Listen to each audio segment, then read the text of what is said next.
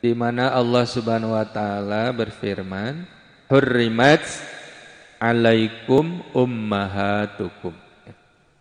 Hurrimat itu diharamkan ya. Alaikum atas kalian, ummahatukum ibu-ibu kalian.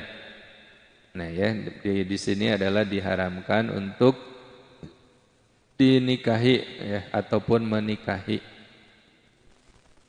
ibu-ibu kalian, wa banatukum dan anak-anak perempuan kalian, wa akhawatukum dan saudara-saudara perempuan kalian. Saudara perempuan yaitu adik ya di sini. Wa ammatukum dan saudara-saudara perempuan bapak kalian. Di sini bibi ya. Wa ammatukum. Wa khalatukum dan saudara-saudara perempuan ibu kalian. Ini bibi dari ibu, adiknya ibu. Wa banatul akhi dan anak-anak perempuan saudara-saudara laki-laki ponakan ya. Alo dalam sini. Wa banatul ukhti dan anak-anak perempuan saudara kalian. Dan anak-anak perempuan saudara perempuan. Wa ummahatukumul lati wa ummahatukum dan ibu kalian allati yang arda'nakum menyusui kalian. Ibu susu ya, ibu sesusuan. Itu tidak boleh juga. Arda'nakum yang menyusui kalian. Dulu di Mekah itu udah biasa ya. Ketika seorang ibu melahirkan itu tidak lama menyusui anaknya, tapi langsung biasanya diberikan kepada orang lain. Jadi ibu ardoa ya, ibu sesusuan, ibu yang menyusui, tapi bukan ibu kandungnya. Wa akhawatukum dan saudara-saudara perempuan kalian minal radha'ah dari ibu sesusuan. Wa ummahatu nisaikum dan ibu-ibu nisaikum istri kalian, wa rabaibukumul lati fi hujurikum minan nisaikum, wa rabaibukum dan anak-anak istri kalian allati fi hujurikum yang fi hujurikum di dalam pemeliharaan kalian, minan nisaikum dari istri-istri kalian, allati dakhaltum bihinna yang kalian campuri mereka itu, anak tiri ya di sini tuh. Fa illam takunu, fa in maka jika, lam takunu kalian tidak dakhaltum mencampuri bihinna mereka, fala junaha alaikum maka tidak berdosa ya atas kalian untuk menikahinya. Anak tiri yang ibunya itu belum dicampuri, udah nikah sama ibunya, tahu-tahu lihat anaknya gitu ya lebih cantik, ibunya dilepas, nikah ke anaknya tapi belum disentuh gitu ya si ibunya itu di sini dibolehkan. Ada ya kayaknya. Gak ketahuan waktu ketemu sama ibunya teh. Tahu teh ada yang lebih kinclong gitu ya anaknya. Nah.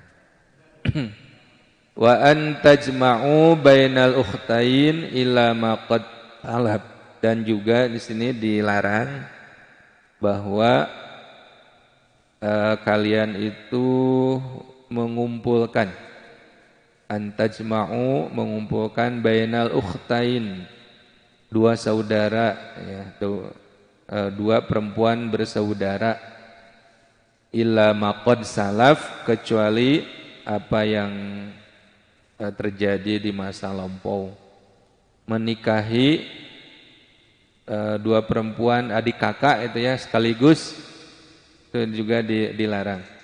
Poligami adik dan kakaknya sekaligus itu tidak boleh. Kecuali turun ranjang istilah itu boleh. Turun ranjang itu kakaknya umpamanya dilepas, nikah lagi ke adiknya, gitu ya. Nggak boleh kalau dua-duanya disatukan tuh nggak boleh. Kakaknya meninggal, nikah lagi ke adiknya itu boleh seperti itu. Kalau di Sunda itu istilahnya turun ranjang, ya. Di sini Allah mengingatkan seperti itu tidak boleh. Innallaha kana ghafurar rahima. Sungguhnya Allah Subhanahu wa taala itu dia itu adalah ghafurar rahima. Ghafuran dia Maha Pengampun, rahiman dan Maha Penyayang. Nah, jadi hadirin rahimakumullah, ini sekali lagi di mana Allah Subhanahu wa taala mengingatkan pada kita selaku orang yang beriman ya beberapa larangan terkait dengan wanita-wanita yang tidak boleh dinikahi ya. Jadi kita mengenal kata mahram dan muhrim ya.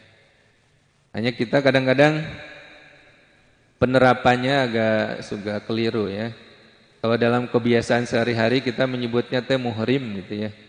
Itu yang ada kaitan dengan nasab itu kita menyebutnya muhrim. Jadi sebetulnya muhrim itu kaitannya dengan ibadah haji itu ya ataupun dengan umrah. Ada kata ihram ya dalam haji itu di mana ihram itu niat untuk melakukan ibadah haji ataupun umrah. Dengan ihram itu jadi mengharamkan yang tadinya halal menjadi haram. Jadi stop sampai di situ dulu, nggak boleh melakukan apapun. Itu ihram. Ihram itu orang yang ihram itu disebutnya muhrim. Disebutnya muhrim. Jadi kalau kita dalam keseharian muhrim itu adalah orang-orang yang tidak batal ketika bersentuhan gitu ya biasanya di muhrim. Nah, jadi sebetulnya yang kaitannya dengan nasab itu mahram sebetulnya teh ya. Di mahram. Nah, di ibu kita itu mahram, anak kita itu mahram gitu ya. Hanya kita dalam keseharian menyebutnya teh muhrim. Padahal muhrim itu istilah bagi yang telah melakukan ihram. Itu dikatakan muhrim. Nah, gitu ya. Nah, jadi kalau yang kaitannya dengan nasab sehingga kita dilarang untuk menikahinya ya disebutnya itu mahram. Nah, di sini beberapa mahram ya yang tidak boleh dinikahi karena kaitannya dengan nasab gitu ya. Kalau di Afghanistan sekarang itu kan dikuasai oleh rejim Taliban ya. Salah satu aturannya itu bagi perempuan yang berjalan ataupun bepergian lebih dari 72 kilo mereka itu harus didampingi oleh mahramnya, oleh muhrimnya Pak. Oleh mahramnya gitu ya, oleh mahramnya. Itu harus didampingi. Nah, sama ya kita juga ketika seorang ibu, seorang perempuan melaksanakan umroh tanpa suami itu harus ada mahramnya gitu ya. Harus ada mahramnya, harus ada pendampingnya yang nasab. Nah, di sini Allah Subhanahu wa taala sekali lagi merinci siapa saja yang diharamkan untuk dinikahi ya. Di pertama di sini adalah ibu-ibumu ya. Menikahi ibu.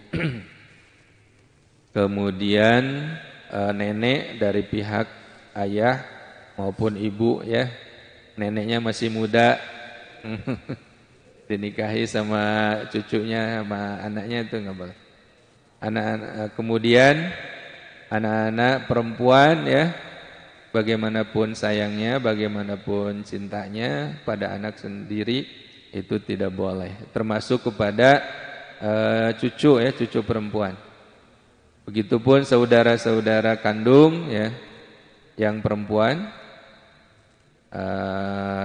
adik ataupun kakak yang perempuan itu tidak boleh menikahi dengan adik ataupun kakak yang laki-lakinya.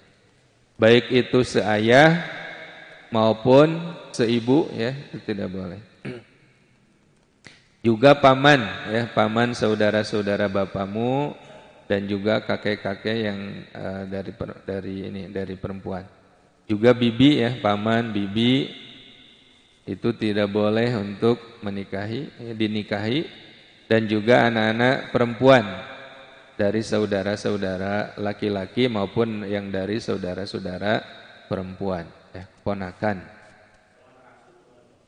Nah, di sini belum disebutkan ya. Termasuk di sini termasuknya cucu-cucu ya, cucu-cucu dari anak itu. Nah, di sini yang tidak boleh itu ditambahkan juga yaitu rodho'ah, ibu-ibu yang menyusui kamu gitu ya. Nah, yang menyusui kamu. Jadi barangkali dulu pernah ya ibu kita menitipkan kepada orang lain gitu ya, harus dicatat, itu harus dicatat. Jangan sampai nanti menikah dengan ibu yang menyusui ataupun dengan anaknya ya, dan anak yang ibu yang menyusui itu. Jadi diharamkan menikah dengan anak sepersusuan gitu ya, dengan sepersusuan. Di sini juga disebutkan ibu-ibu istrimu. Di ibu istri itu siapa ya? Mertua ya. Nah, ibu-ibu dari istri kita itu mertua ya. Kemudian di sini dijelaskan ibu-ibu istrimu ataupun mertua ya, baik yang dari istri maupun yang dari laki-laki, itu yang telah dicampuri ya, yang telah dicampuri maupun belum dicampuri, ini gak boleh. Dan dari anak-anak istrimu, anak tiri ya, itu gak boleh apabila memang ibunya itu sudah dinikahi kemudian sudah bercampur ya, sudah bercampur. Nah, di sini Allah juga menjelaskan anak tiri boleh dinikahi jika ibunya itu udah belum sempat dicampuri gitu ya. Nah, belum sempat dicampuri, kemudian dicerai, pindah ke anaknya gitu ya, ke anaknya. Kalau yang sudah dicampuri ibunya kemudian nikah dengan anaknya itu enggak boleh. Walaupun itu anak tiri ya. Yang boleh itu jika belum bercampur dengan ibunya. Sorenya menikah, belum sempat tidur bareng, pagi-pagi bangun ada yang ngasih kopi nih, siapa ini, beda gitu ya, bukan. Ternyata anaknya itu ya. Anaknya sudah dewasa, udah lebih tertarik, akhirnya karena dia belum bercampur, diceraikanlah si ibunya, kemudian nikah ke anaknya. Kemudian tadi disebutkan juga bahwa yang diharamkan itu di mana kita mengumpulkan dua saudara dinikahi dalam waktu yang bersamaan ya, ataupun tidak bersamaan juga. Pernah nikah ada yang bersamaan dinikahinya, waktu akadnya bersamaan, ataupun walaupun tidak bersamaan akadnya juga sama ya, tidak sama juga dilarang.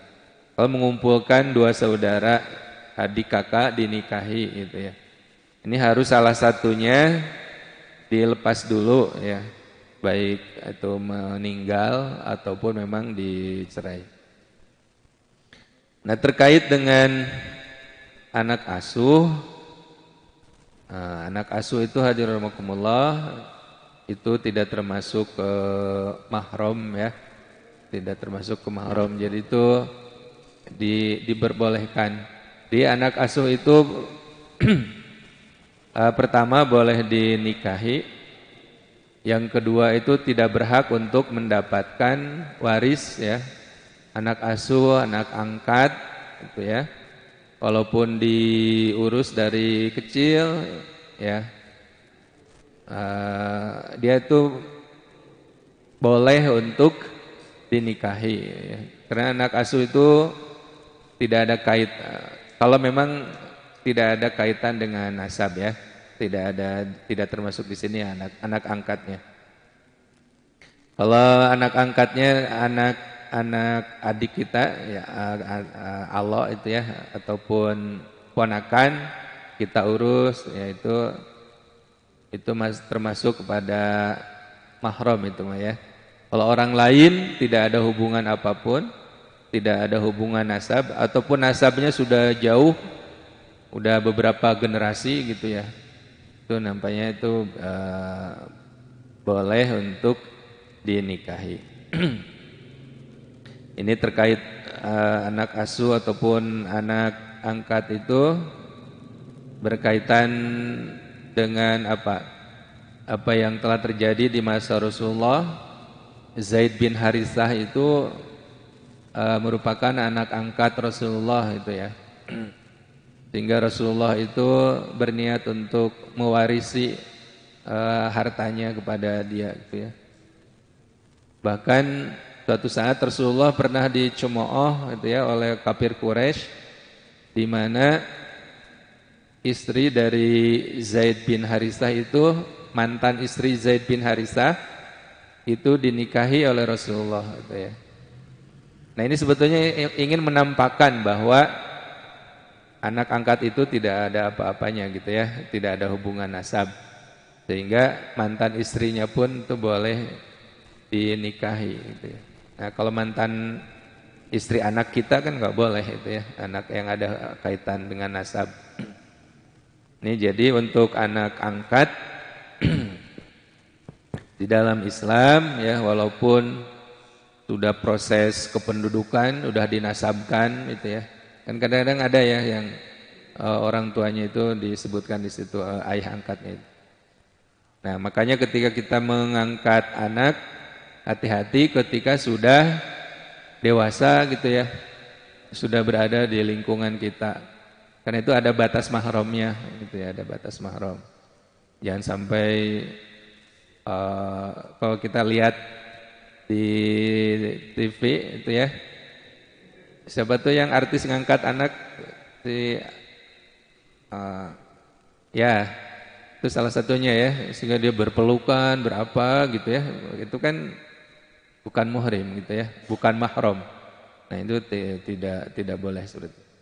Dan juga tidak berhak mendapatkan warisan. Kalaupun mendapatkan bagian dari hartanya, itu bukan dari hak waris ya, dari hak yang lain, umpamanya hibah ataupun pemberian. Nah, barangkali itu hadirin rahimakumullah ya, untuk pertemuan pada hari ini terkait dengan Quran surat An-Nisa ayat 23, di mana sekali lagi Allah Subhanahu wa taala memberikan batasan-batasan ya terhadap siapa yang boleh dinikahi dan siapa yang dilarang untuk dinikahi. Pada ayat 23 ini terkait perempuan-perempuan ya yang tidak boleh dinikahi. Itu ada beberapa macam. Kita bisa nanti baca kembali. Demikian yang dapat disampaikan. Wassalamualaikum warahmatullahi wabarakatuh.